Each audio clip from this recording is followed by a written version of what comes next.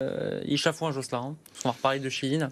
Ça fait l'actu pendant les fêtes de fin d'année. Le recrutement d'un certain Christophe Castaner par la marque de fast fashion.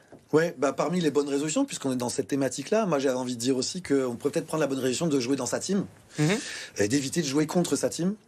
Et effectivement, lorsqu'on est une personnalité, quel que soit l'univers dont on est issu, mais en l'occurrence de la sphère politique, je trouve ça dommage, et on est plusieurs à trouver ça dommage. Et nous, en tant que fédération des entreprises de la mode, Mode in Sud, représentant de la filière au niveau national, notamment de la Fédération française du prêt-à-porter, on est tous un peu vent debout contre ce principe-là, le principe d'être une personnalité politique et de se laisser se faire recruter, être une prise de guerre d'un concurrent déloyal dont on a déjà parlé ici, dont j'ai déjà parlé sur d'autres supports, qui s'appelle Shein.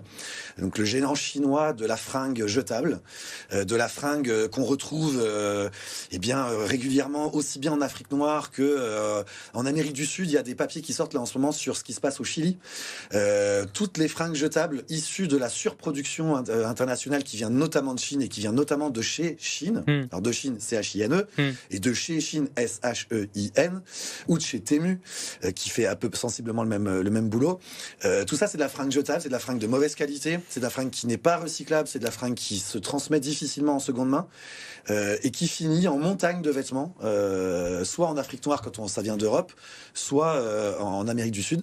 Et jouer dans la team de ces gens-là, c'est jouer contre son camp, c'est jouer contre la réindustrialisation de la France, et c'est jouer donc contre tout ce que je défends au sein de Mode in Sud et du collectif FASC.